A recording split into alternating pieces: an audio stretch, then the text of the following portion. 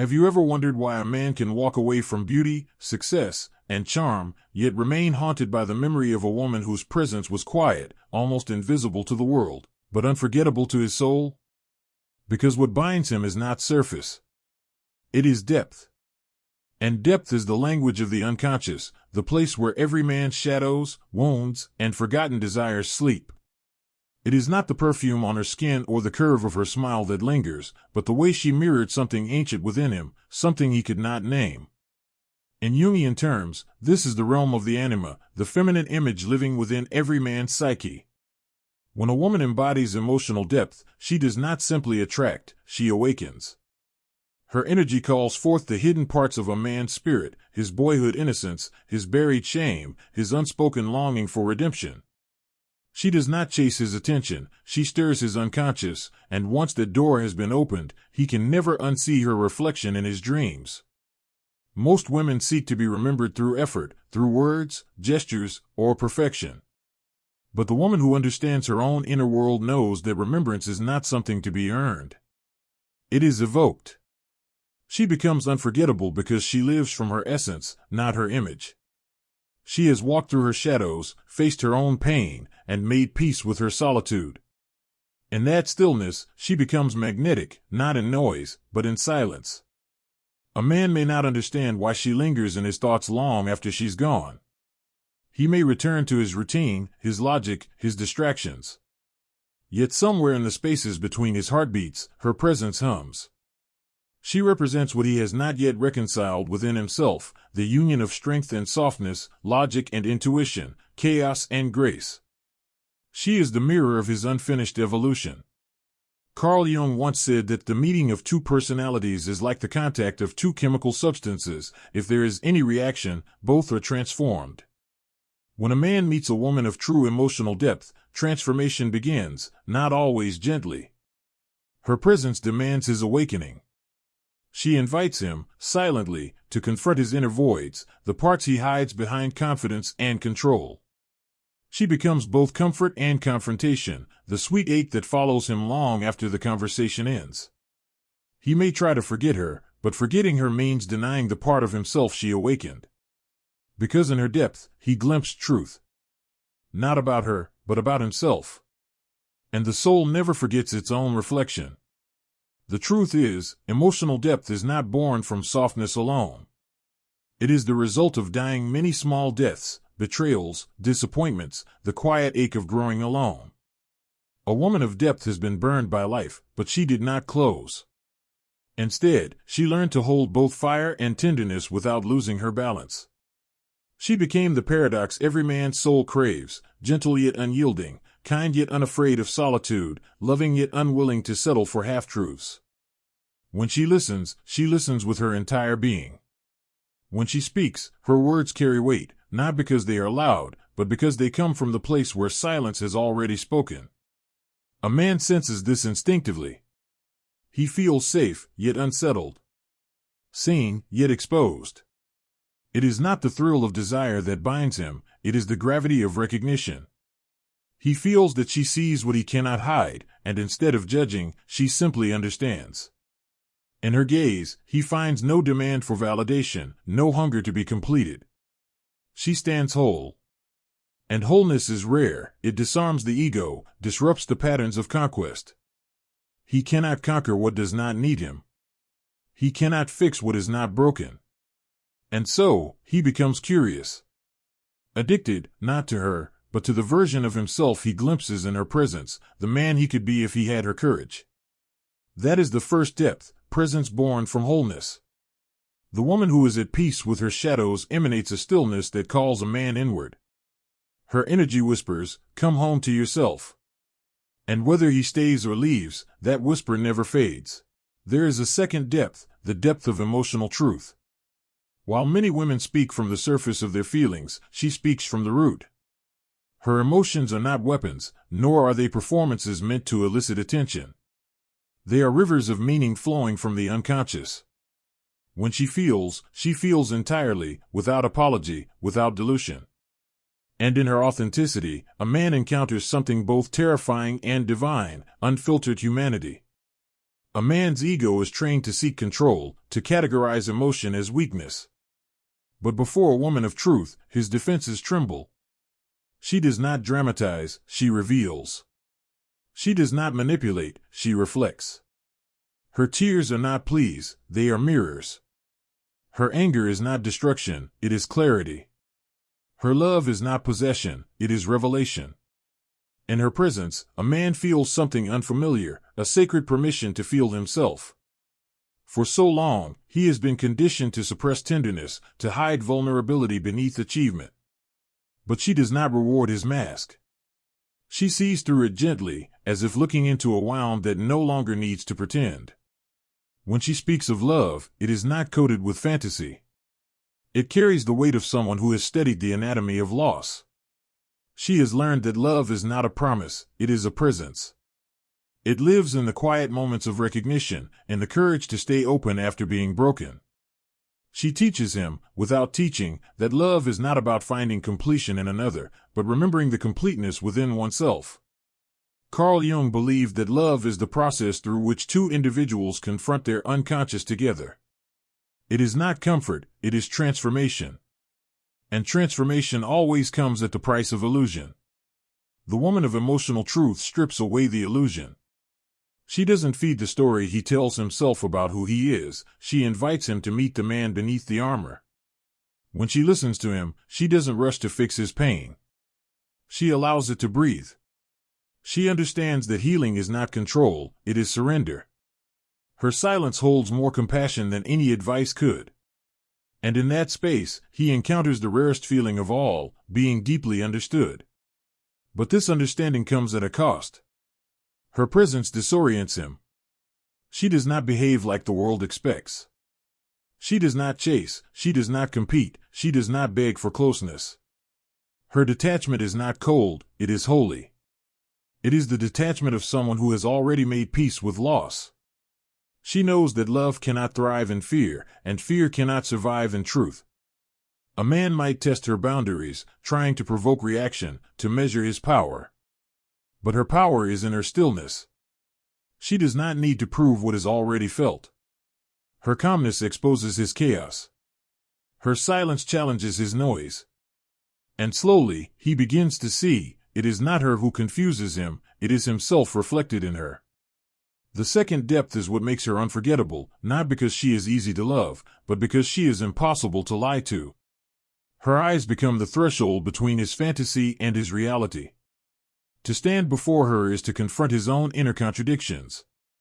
She awakens both longing and fear, the longing to merge, and the fear of being truly seen. And yet, even as he struggles, he cannot stay away.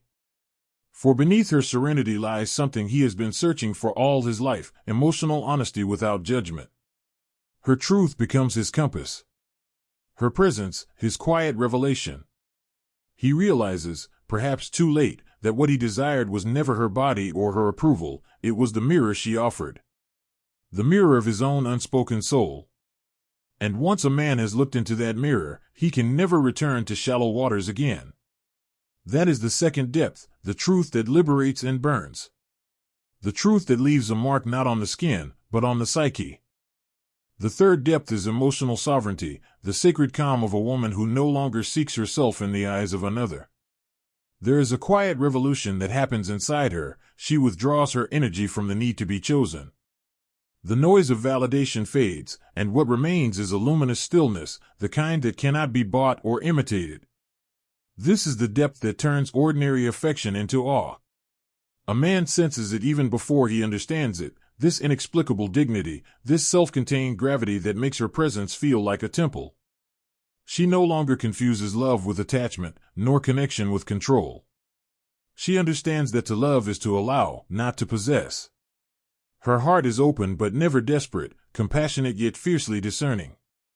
She does not chase anyone's potential, she sees clearly who stands before her, and still chooses peace.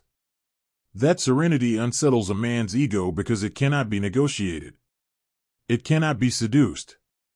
It simply is. When a woman reaches this stage, her energy becomes elemental, like water that finds its own level, or wind that cannot be held.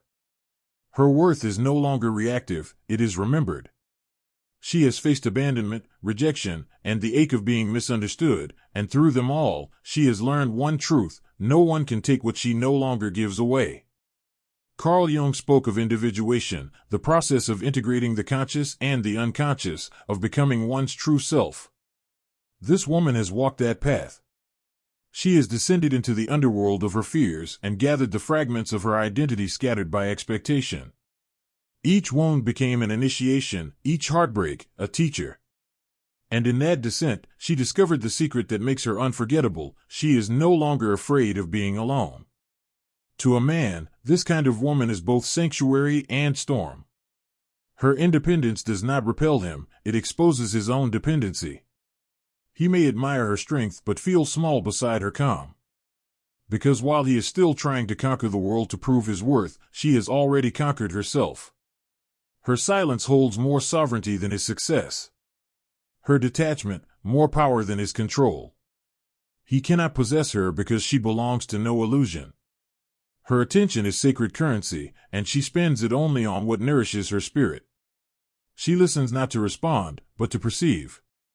She gives not to be seen, but because her heart overflows naturally. She loves without losing herself, and that is the rarest thing of all. This sovereignty confuses those who mistake softness for submission. She can be soft and still say no.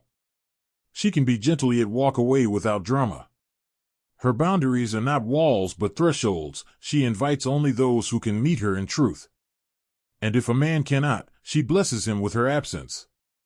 To the unawakened, her distance feels like rejection. But to the wise, it is invitation, an invitation to rise. Her calm says, "Meet me in your fullness, or not at all." That is why men remember her even when they move on. Because deep down, they know they were not rejected, they were called to evolve. This third depth transforms the dynamics of desire. The chase ends not in conquest, but in reverence. A man cannot own what reflects his own unfinished becoming. He can only stand in awe. He may go on to other women, other stories, but he will carry her in the quiet chambers of his psyche, as an archetype, the image of feminine wholeness that reminds him of what love could be if it were conscious. In her, he tasted freedom and responsibility at once. She loved him without needing him, and that paradox carved itself into his memory. For once, he saw love not as something to win, but something to witness. That is the third depth, the power of emotional sovereignty, the serenity that commands respect without demanding it, that draws without pursuit, that loves without attachment. The fourth depth is transcendence through compassion, the quiet alchemy that turns pain into wisdom and separation into light. This depth is born not from control, but from surrender. It is the stage where a woman no longer sees love as a battlefield, nor man as her adversary. She sees the sacred symmetry between masculine and feminine, the eternal dance between chaos and order, moon and sun, shadow and consciousness. She no longer needs to win, she seeks to understand. Her compassion is not naive, it is luminous. It sees through illusions yet chooses grace. This woman does not forget what was done to her. But she refuses to become the wound. Through her healing, she transforms resentment into discernment, pain into power. She realizes that every heartbreak was a mirror reflecting her own depth. Every loss was a teacher guiding her toward her own wholeness.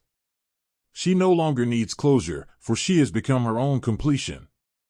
A man who meets her in this stage feels something sacred, an energy that both humbles and uplifts. She is not impressed by his charm or possessions, she listens instead to the vibration of his soul. When he speaks from ego, she does not argue, she sees the boy still searching for safety behind his pride. When he retreats into silence, she does not chase, she honors the distance as space for reflection. Her love does not bind, it liberates. Jung once said, "The privilege of a lifetime is to become who you truly are." She has become that. And in her becoming, she holds a mirror to him, not one that flatters, but one that awakens. In her presence, a man begins to confront his unhealed fragments, the fears he buried beneath logic, the tenderness he was taught to suppress. He sees in her the kind of peace that cannot be imitated, and it unsettles him, because it exposes his own inner chaos. Yet instead of using that power to control, she uses it to elevate. Her compassion does not mean tolerance for harm, it means wisdom enough to release what cannot grow. She knows when to walk away without closing her heart. She knows that love that demands the death of her spirit is not love but bondage. And so, she blesses even those who could not meet her, not because they deserve it, but because she deserves her peace. To the unawakened man, her grace feels like mystery. To the awakened one, it feels like home. For she embodies the union of opposites, the anima made flesh. She carries within her both softness and strength, intuition and intellect, desire and discipline. Her energy heals without effort because it flows from authenticity. She has stopped trying to be enough, and in doing so, she becomes everything. There is no bitterness in her silence, only truth. She no longer needs to prove her worth, convince anyone to stay, or hide her vulnerability behind pride. She has realized that everything temporary leaves behind something eternal, awareness. And that awareness is her treasure. A man will never forget her because, in loving her, he glimpsed what it means to be whole. She did not complete him, she reminded him that he was already complete. And when she left, it was not out of anger, but alignment. For love, to her, is no longer a transaction, it is transformation. In the end, she does not become a memory, she becomes a myth within him, a symbol of the feminine that calls him to evolve. Even when years pass, and new faces cross his path, a part of him will remember the stillness in her eyes, the way her silence spoke louder than words, the way she loved without losing herself. And when he finally learns what she already knew, he will understand, her absence was not punishment, it was initiation. Because the woman who understands her worth does not chase. She chooses.